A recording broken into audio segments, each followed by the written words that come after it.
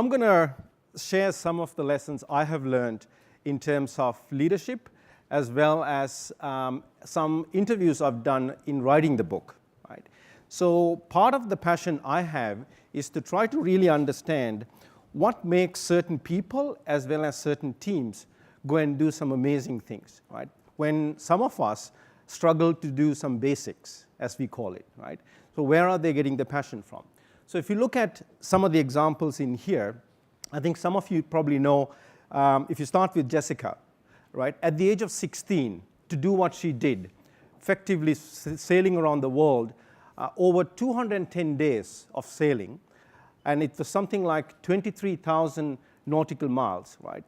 What makes her actually do something like that? And if you're the parent of her at the age of 16, would you let her go and do that, right? So you look at, where is she getting the passion from? You look at Nick Vujicic, and if some of you have actually met Nick, he's an Australian. He was unfortunately born with no arms and no legs, right? Yet he stands tall. He's married, that's his son. And how did he train his body to do some amazing things he's doing? He can swim, he can play ball, he plays golf, he can actually surf, right? So how did he actually do something like that when you look at the perceived limitations that we see? Because then you look at somebody like that, we don't have problems, right? So I've met Nick a couple of years ago, the most amazing, pleasant, and positive person you can ever meet, right? So where is he getting that courage, given all the limitations he's got? Then you look at people like Eliud Kipchoge, right? For those of you might know in terms of running, the fastest marathon runner in the world. 6th of May, he tried to break the ultimate barrier in marathon running, which is to break the 2-hour barrier, right? The world record was 2 hours, 2 minutes, 57 seconds. He trained for 2 years. There was a team behind him and came so close. He actually finished 2 hours, 25 seconds. And when he finished the race, I think the press interview asked, like, how did you feel? He said, well, I didn't break the record, but I actually brought the goal so close. There is so much hope for the next generation. There's only 25 seconds now, and it'll be broken, right? So you look at where are these people actually getting the drive from. And then you look at Diana. At the age of 64, she actually did the impossible that all the swimmers have been trying since, I think, about 1950s, to swim from Cuba to Florida in the open seas with no shark cage, right? She tried this 4 times and failed, and all the sports commentators, athletes, everybody said, this is impossible to do, right? So at the age of 60, she decided she wanted to do. At the age of 64, she broke the record, right? She was the first to do that. So when you look at this, this excites me. And I was asking the question, can you and I, all right, obviously we are nowhere near this kind of performance, can we effectively train our body and use the term biohack us to actually do some of these things, right? As it turns out, and I'll share some of the stories through my experience, you'll be amazed to see the amount of performance you can actually get out of each one of you and each one of us, that sometimes we think we have perceived limitations, but until you start trying and training, you get to a level of performance that you don't even understand that is actually in you, right? So I thought, what a better way to actually understand passion and performance is to sometimes look at our kids. This next little video is a kid who's just learned to ride a bike, right? Let me just roll the video. I feel. Do you feel alive? I feel happy of myself. I feel happy of yourself too. What do you got? Any words of wisdom? What about for all the other kids trying to learn how to ride their bike? Can you say anything to them?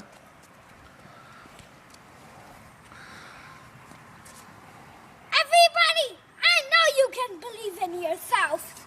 If you believe in yourself, you will know how to ride a bike.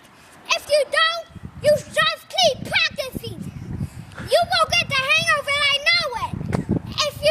If you keep practicing, you will get the hang of it, and then you can get better and better at it as you do it. Give me some thumbs up. Thumbs up, everybody! All right. For rock and roll! Now, how many of you would love to have him in the team, right? Or the actual energy that this guy's got, right? Obviously, it's a simple example, right? But when you look at somebody performing like that, and if you can get everybody to perform in the team with the same level of spirit and the energy, right?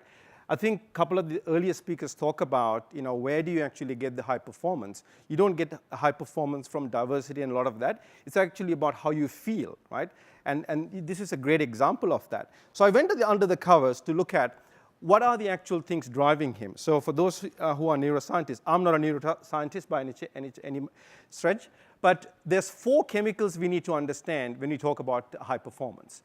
And what's really interesting is, if we can create an environment where we can generate these 4, the subconscious mind doesn't actually know whether they are created through a natural act or artificially. So if you look at oxytocin, in this case, what we call the love chemical or the connection, right?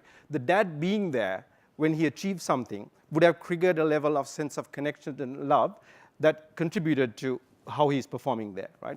You look at the chemical serotonin. So serotonin is the one that makes you feel significant, and the lack of that is what sometimes drive depression. So a lot of the antidepressant drugs actually generate serotonin. So once you actually have that environment where that's getting created, you feel that significance. Dopamine helps you take action and motivates you. Same way, endorphins will actually help you suppress pain. Right? So in this example, I'm sure he would have fallen a couple of times on the bike, right? And the body actually sort of says, right, keep going because there's no pain.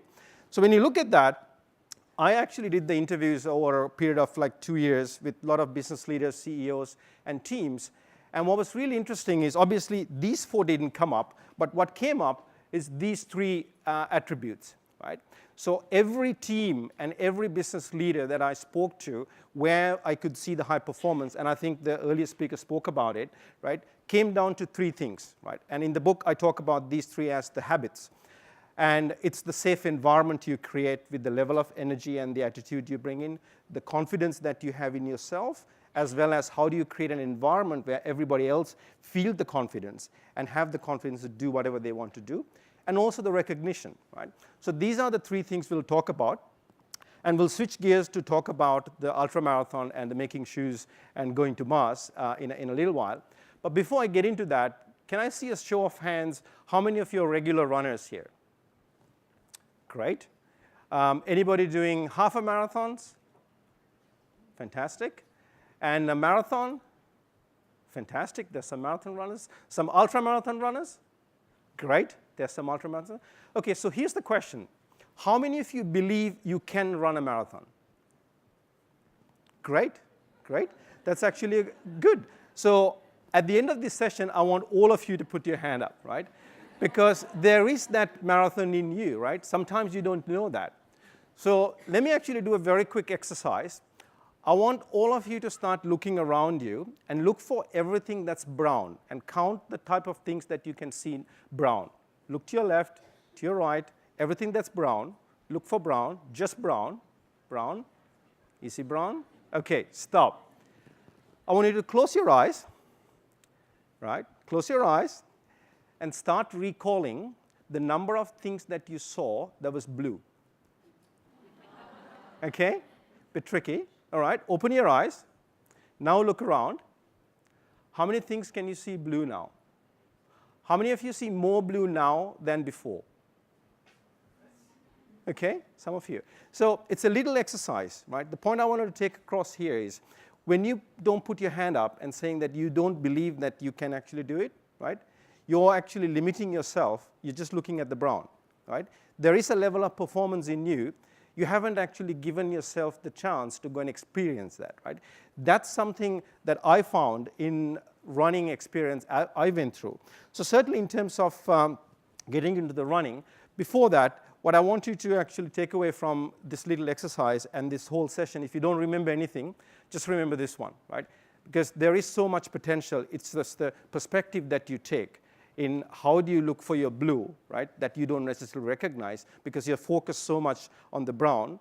because you think you can't actually run. You can't do this, or you're not good enough, right? But there is so much potential in the human body that you can actually do, but you have to first decide, because once the mind actually decides, you'll be amazed how the body will figure out a way to actually do that, right? So for me, that was the case, right? So I was never a runner in terms of my experience. A few years ago, there was no way I was going to be running anything, and I was convinced running wasn't for me. Plus, I was about 30 kilos more than what I am now, right?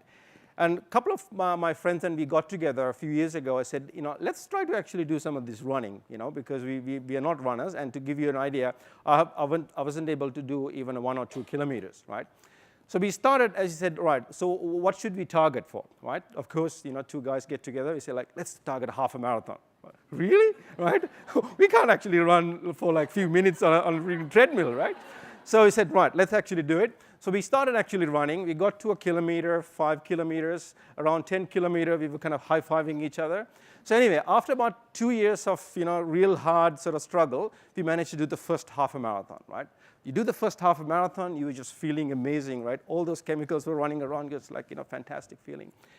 Then I started to actually do a couple of more half marathons. I thought it would be great if I can do a marathon, right? But I had so many issues in terms of my ITB, my knee, like everything was breaking apart. And then I decided, hey, this is not for me, right? There's no way this body is actually meant to be running, right? And then, the normal sort of, things kick in. It said, like, shuts off everything. Running wasn't for me. And I gave up for a couple of years. Then I read this book from Dean Canassis. If any of you have read the book, he's an elite ultra runner in the US. He's actually done 50 marathons in 50 days back to back, right? Every day for breakfast, he'll have a marathon, right? So you read this book and you go, there's a guy who can actually do 50 marathons in 50 days, and you can't actually do just one, right? There has to be some way to figure this thing out. So I got really passionate about this and started really reading and understanding the science behind running. Read every blog I could actually find, every book I could actually find, really passionate about understanding the science and the biomechanics of running. And all of a sudden, once you get passionate and start understanding, you begin to understand everything that you are doing wrong, right? So the perception changed, the way I was actually approaching the training and the running changed, and all of a sudden, I got to a point around 2015. In training, I was able to get to about 30 kilometers, right? At that 30-kilometer mark, I knew the 42 was within reach, right? At that point, I decided I need to find a way to help somebody else, right? So this can't be just for myself. That's when I signed up to help this foundation, Shanti Foundation. A friend of mine started this foundation to help battle the chronic kidney disease that's happening in Southeast Asia. And I thought, okay, it's a great way to help somebody else. Let's do a marathon. And the Canberra Marathon came along in 2015.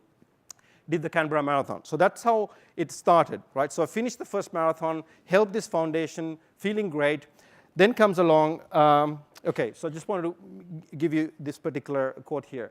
What I found with this whole experience was the body can actually achieve because the mind wasn't there before, right? Once I started actually finding a way to get there, I was surprised myself where some of this energy was coming from, where the capability is coming from. And that's why I'm saying every one of you can actually do a marathon. It's just that you still haven't decided that you want to do that, right? And we'll talk a little bit more.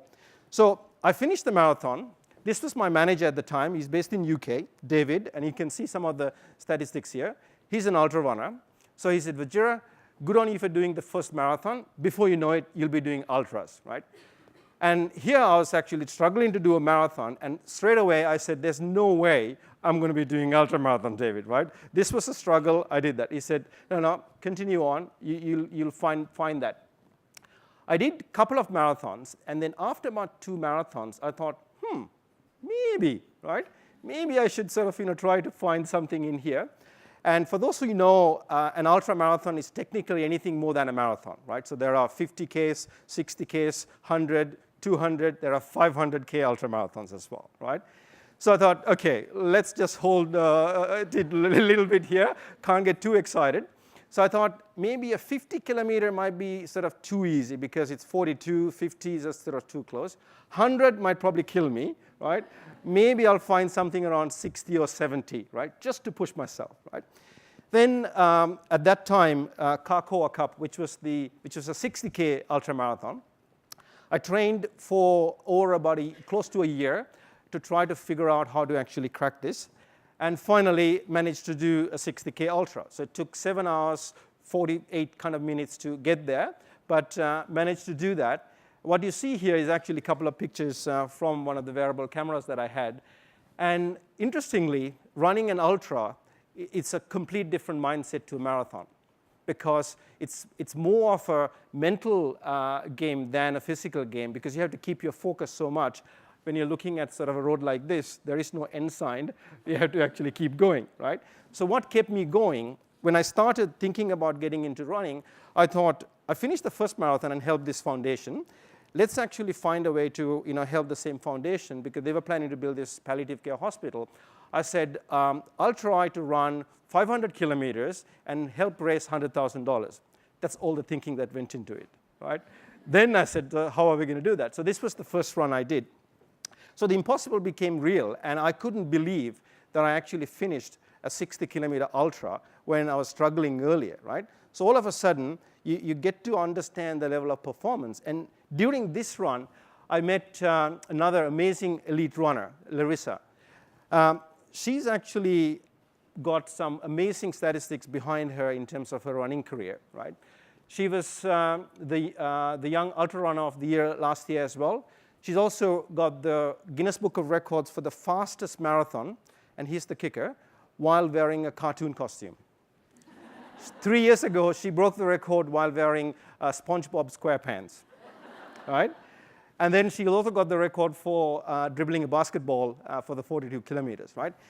So you can see 18 marathons, 30 ultramarathons, right? So I started training with her, and all of a sudden, what I found was that you're training with somebody that's like 10, 100 times better than you, right? You're learning so much about running that I had no idea, right?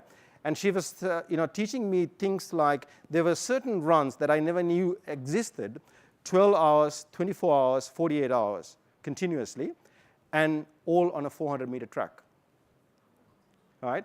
So she said, if you're getting into ultra running, you have to get into this particular style of running where we did, she got me to do an ultra. It was a 12 hours nonstop in Canberra AIS tracks. You start at midday, you continue till midnight, right? So basically, it's a timed race. I did about 83 kilometers. She did 120 kilometers, right? And when we finished midnight, the folks who were doing the 48-hour run, they had another 13 hours to go, right?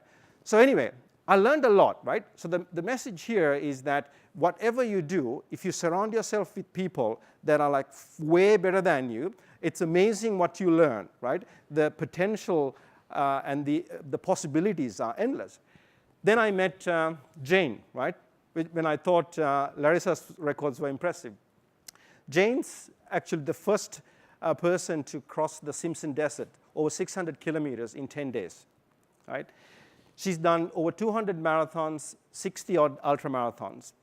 And in the 60-odd ultramarathons, if you know, in Australia, there is an ultra from coast to Kosciuszko, 245 kilometers. She's done that 9 times, right? So you train with these people, all of a sudden, your level of performance goes up without you even knowing, and pushing yourself in areas that you don't know. And this is so true in work as well. That's why you say you have to actually find a way to surround yourself with people that know more than you, because you learn, right? So I thought for this session, I'll put where do I actually stack up now, right? Since 2015, right? So I'm not putting this up to boast the numbers here, maybe a little bit, right? But seriously, this is something I never thought was possible, right? And this is what's probably going through your mind when you didn't put your hand up about a marathon, right? So find the passion that you have, whether it's a marathon or whatever it is, but pick a goal that is totally sort of impossible. You'll be amazed how you'll find a way to actually get there, right? That's what I found with this whole exercise. So part of my 500-kilometer exercise, this Saturday, I'm actually leaving to Portugal. This is my next marathon that's coming up in Portugal. It's a night trail marathon. I've never been to Portugal, so it'll be interesting to see how this goes. So the lessons I've actually learned. have the courage to start. You have to actually start, right? Because you won't know until you actually get started, right? You need to actually find a way to surround yourself people that are better than you, right? So in the team that I now have this rule where you don't hire people just like me and just like the others, right? We have to find a way that whoever's coming into the team has to bring something that none of us actually have, right? So these are some of the lessons. And then around the attitude, this actually matters, right? The energy that you bring in matters, right? I think there was an interview, Jack Welch was asked the question, what do you look for people when you hire, right? So he said, I look for the energy, the positive energy this person can bring in, no matter how smart or how bright, whatever that is, right? But if they don't bring a positive energy into the team, I don't hire, right? So attitude really matters. Let's switch gears into a more exciting story about shoes. How many of you love shoes? Oh, okay, right. Wrong question here, right? So, amazing story, right? I interviewed Jody for the book that I'm doing. So the background to Jody is she started Shoes of Prey. She's a lawyer by trade, went into advertising, but her passion was in shoes. So she actually had a cobbler who was doing some custom design shoes for her at the very beginning, just one by one. And her friends saw this and said, hey, I love these shoes. Can you make some for me as well? So all of a sudden, she got the idea to try to actually get this new business going.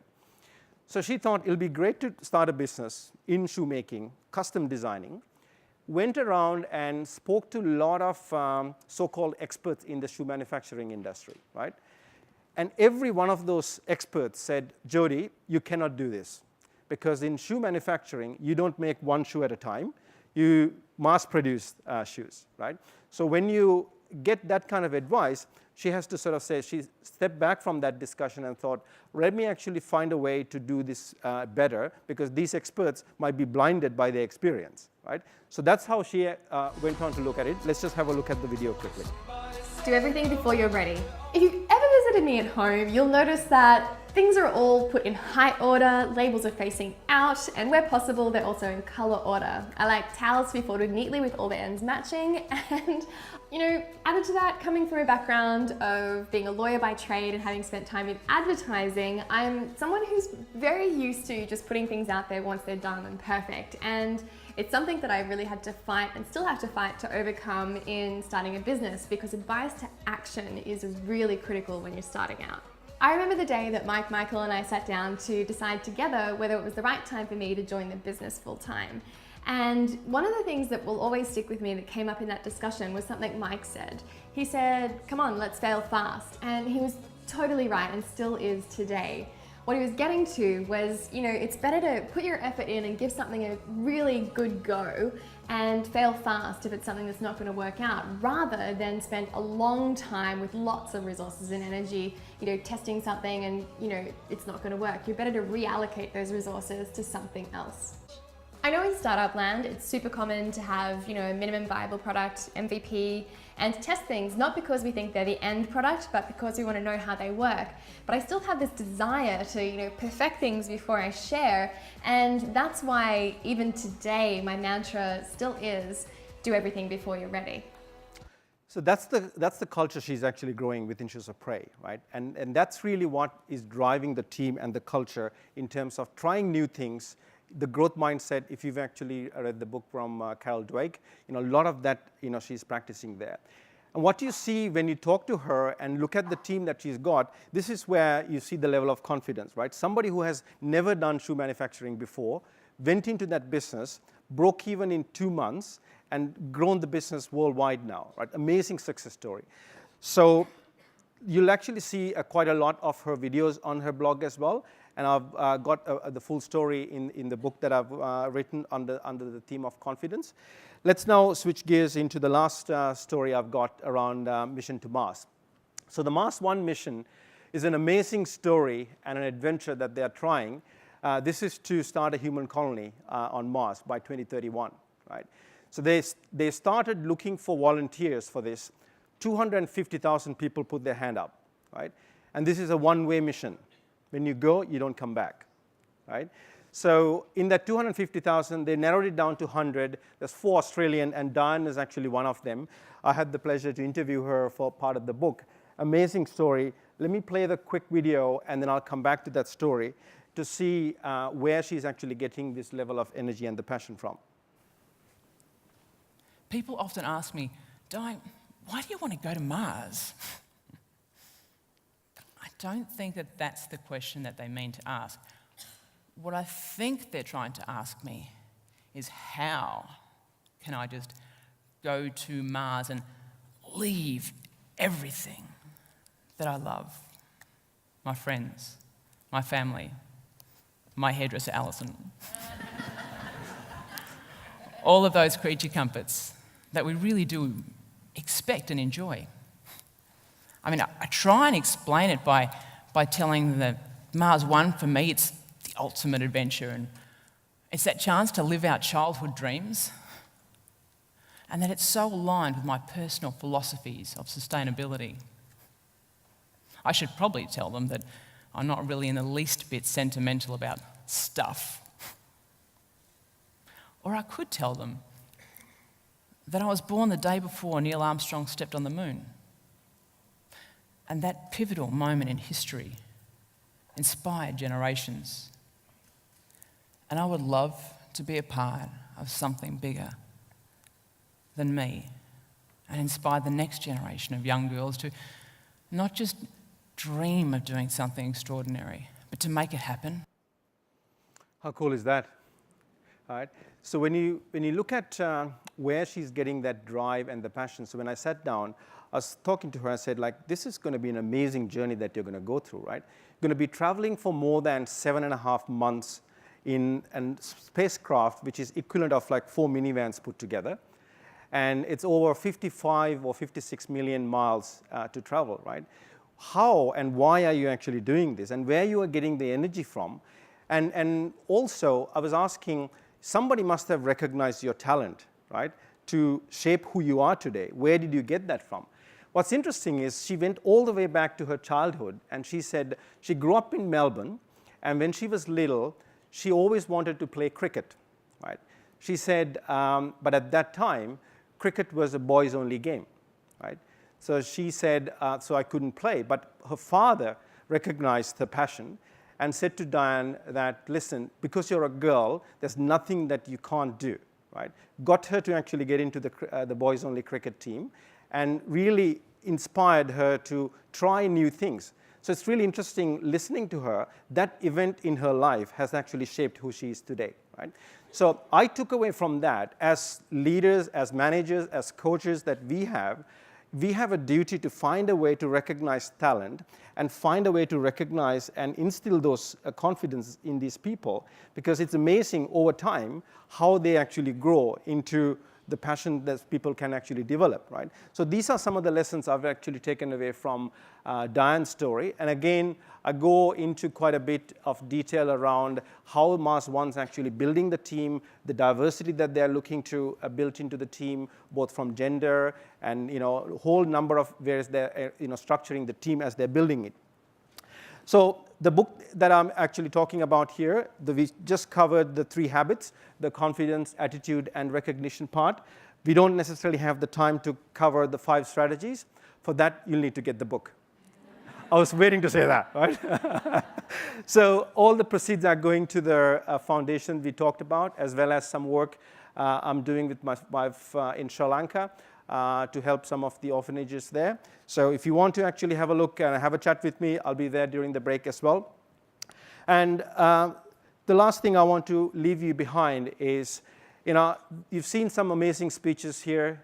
There's so much opportunity out there with the role that you're in at work, or whether you take up running or take up swimming or whatever it might be. There's so much you can actually do. But the only thing you have to actually do it, you just need to get started, right? So with that, thank you, and I'm happy to take any questions during the break.